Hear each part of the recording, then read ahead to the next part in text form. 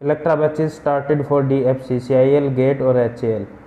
ठीक है, ये लेक्चर नंबर देखिए 7 है कम्युनिकेशन सिस्टम का।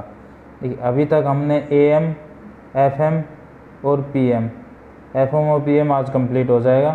ठीक है, और एनालॉग जो कम्युनिकेशन है अपनी वो अब ख़त्म हो चुकी है, लास्ट है आज। इसके बाद शुरू कर रहे हैं डिजिटल कम्युनिकेशन। ठीक है, देखिए PDF फाइल के लिए डिस्क्रिप्शन के अंदर लिंक दिया गया है टेलीग्राम का, तो आप टेलीग्राम पेज वहाँ से ज्वाइन कर लें। PDF फाइल और वीडियो की नोटिफिकेशन वहाँ से मिल जाएगी आपको। AM पढ़ चुके हैं, FM और PM चल रहा था। लास्ट में हमने क्या पढ़ा था?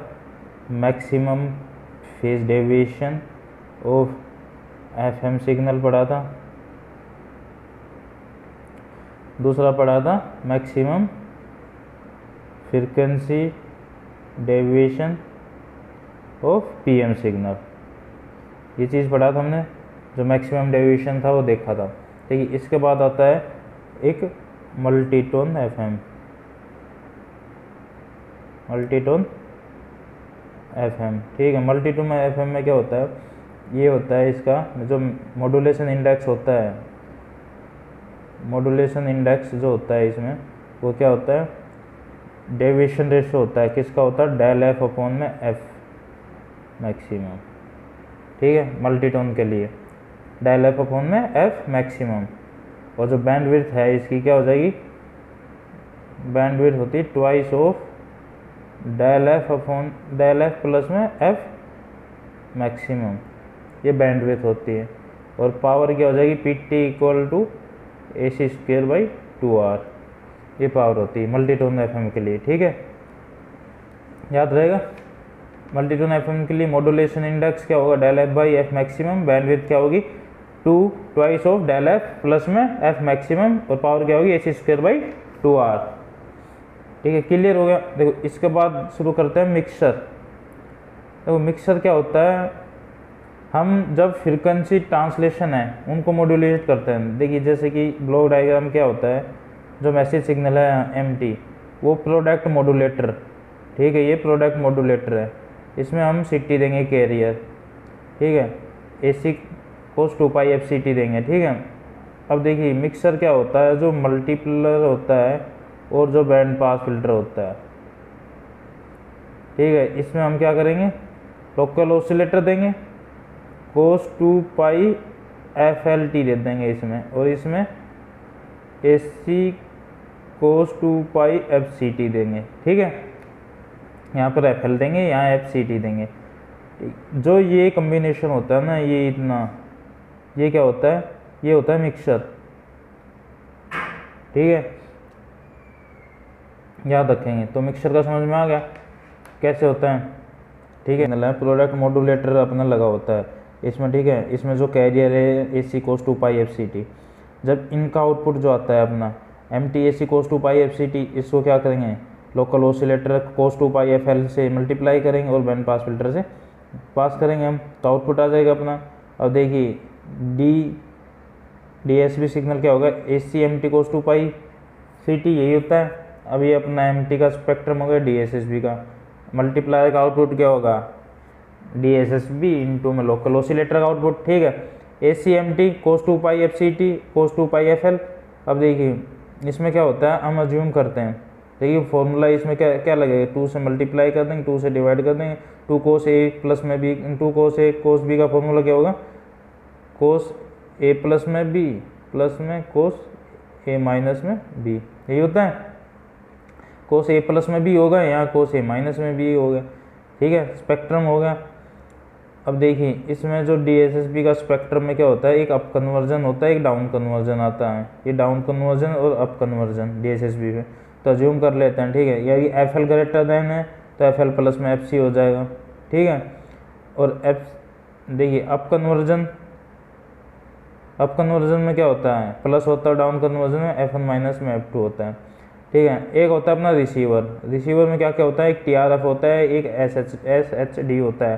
ठीक है, ट्यून रेडियो फ्रिक्वेंसी होता है, सुपर हाइड्राइन रिसीवर होता है। अब इसमें AM और FM में दोनों TRF और SHD होते हैं। ठीक है, अब देखिए ये क्वेश्चन पक्का आता है। जो कैरियर है ना अपना, जो AM की रेंज होती है 550 से 1650 AM की रेंज, ठीक है। और बैंडविड्थ कितनी होती है 10 किलोहर्ट्ज़। इसी तरीके के FM में कितनी होती है 88 से 108 मेगाहर्ट्ज़, यही रेंज होती है FM की। और जो बैंडविड्थ होती है 200 किलोहर्ट्ज़। ये याद रखना है कि एक नंबर में तो पूछे जाते हैं हमेशा। अब AM रिसीवर है, AM रिसीवर में क्या होगा, ट्यून एम्पलीफायर हो गया, RF एम्पलीफायर, डीमोडुलेटर हो गया, AF एम्पलीफायर हो गया, पावर एम्पलीफायर हो गया। जो RF एम्पलीफायर है वो क्या करेगा, वो सेलेक्ट करता है, प्रॉपर सिलेक्शन और रिजेक्शन RF एम्पलीफायर करता है विद ट्यून से, ठीक है, ट्यून एम्पलीफायर यूज करके। डीमोडुलेटर उसको डीमोडुलेट करेगा सिग्नल को। ऑडियो एम्पलीफायर और पावर एम्पलीफायर, ठीक है, जो उसमें हमें कितना बढ़ाना है, उसकी पी कितना कम करना है, ठीक है। जो मेन तो अपना TRF होता है, जो TRF क्या करता है, सिलेक्शन और रिजेक्शन, ठीक है।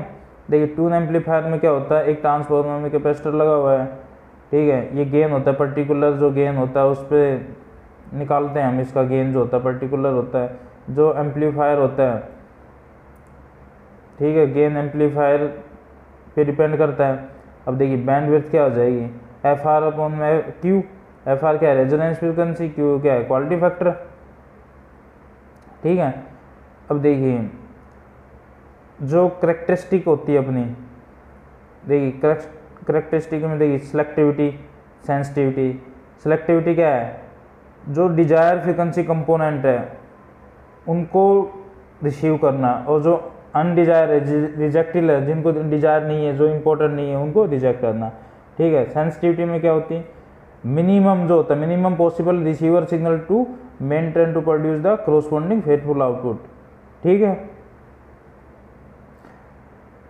फिडिलिटी क्या होती है, इसमें क्या होता है, ability to receive to produce all frequency component of transmitter, ठीक है, एबिलिटी होती है अपने रिसीव करने की।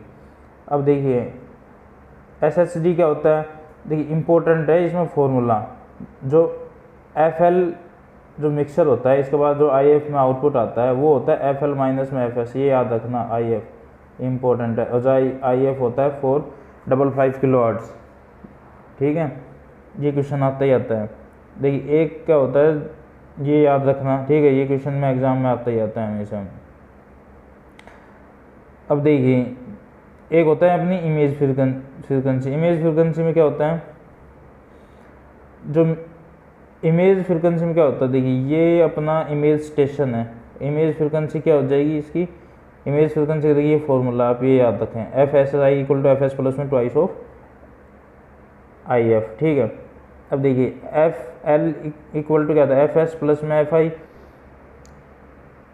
इमेज फ्रीक्वेंसी में देखिए जो मिक्सर का आउटपुट था अपना, ठीक है, ये इमेज स्टेशन हो गया अपने, और ये इमेज फ्रीक्वेंसी हो गया जो FSI को से रिप्रेजेंट करते हैं। देखिए इमेज फ्रीक्वेंसी के फॉर्मूला आपको याद होना चाहिए, डायरेक्ट क्वेश्चन आते हैं।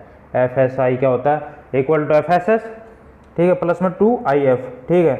अब देखिए जो इमेज फ्रीक्वेंसी आई है इसमें क्या हुआ, ये खाली एडिशन हुआ है इनका, जो अपना मिक्सर का आउटपुट आया था, ठीक है, इमेज स्टेशन का, तो इमेज फ्रीक्वेंसी आई है, ठीक है। क्या होता है FS प्लस में ट्वाइस ऑफ FI। अब देखिए इमेज FL क्या होता है, FS प्लस में IF होता है। इन पे डायरेक्ट न्यूमेरिकल आते हैं इन पे, ठीक है, तो ये आपको याद होने चाहिए, ठीक है। इसके बाद आता है अपना इमेज रिजेक्शन रेशियो।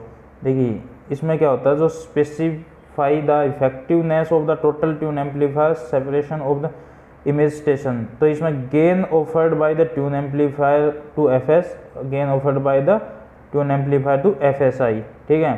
तो जो गेन होता है FS अपॉन में गेन ऑफ FSI, ठीक है, यही होता है। और जो IRR क्या होता है, 1 प्लस में P square Q square, cascaded है ट्यून एम्पलीफायर, तो ठीक है, Q quality factor of tune amplifier हो गया। जो P है अपना FSI अपॉन में FS माइनस में FS अपॉन में FSI, ठीक है। जब 2 एम्पलीफायर को कनेक्ट कर देंगे कैस्केडिंग में तो क्या होगा, 1 प्लस में P square Q1 square, 1 plus में P स्क्वायर Q2 स्क्वायर, ठीक है। रूट के अंदर ये होंगे अल्फा की वैल्यू। अगर सेम करेक्टरिस्टिक है दोनों की तो दोनों क्या होगा, मल्टीप्लाई हो जाएंगे, तो 1 प्लस में P स्क्वायर Q स्क्वायर, ठीक है। देखिए न्यूमेरिकल कैसे आता है इसमें। अब a receiver is a tune of 1200 kilo hertz station IF given to the IF दे रखा है FI और FS फाइंड करना है। अब फॉर्मूला हमने देखा था एफ एल क्या होता है, एफ एस प्लस में आई एफ आ जाएंगे 1655 किलोवाट्स। अब देखिए एफ एस आई क्या हो जाएगा, एफ एस प्लस में ट्वाइस ऑफ आई एफ, यही देखा था, केवल वैल्यू पुट करनी है एफ एस की और आई एफ की।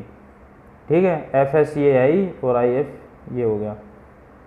ठीक है, इस तरीके डायरेक्ट क्वेश्चन आते हैं। देखिए रिसीवर आई क्वेश्चन हो देगी।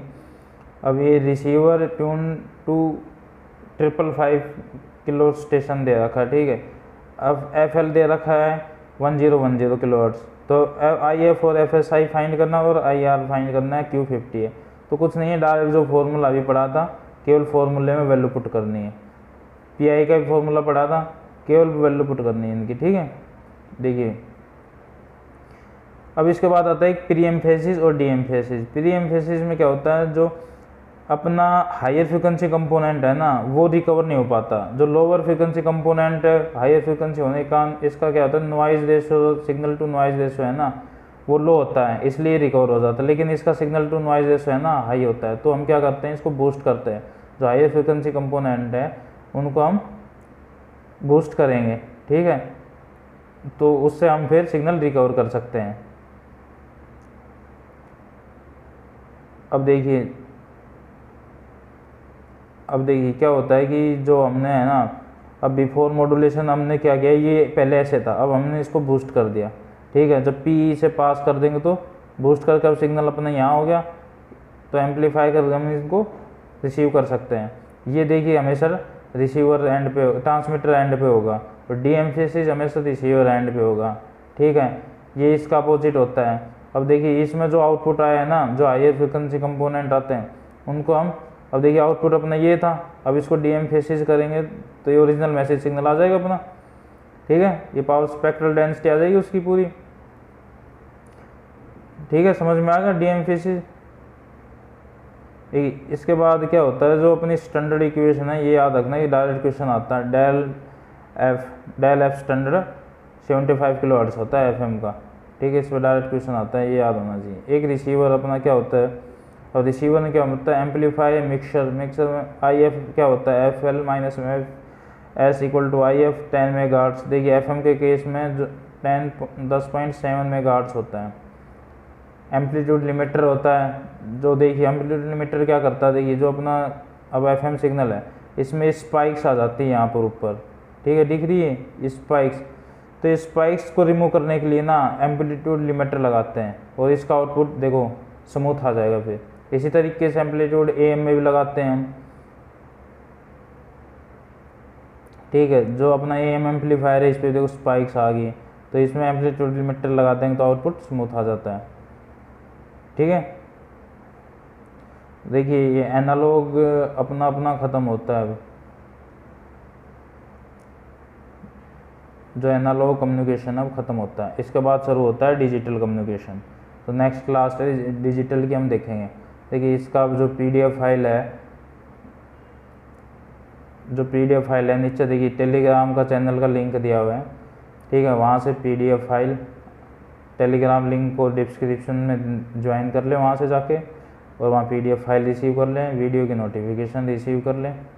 ठीक है, और कोई भी क्वेरी हो वो पूछ सकते हैं वहाँ पर। ठीक है, और ये एनालॉग कम्युनिकेशन आज ख़त्म हो रहा है, अब डिजिटल कम्युनिकेशन स्टार्ट करेंगे नेक्स्ट।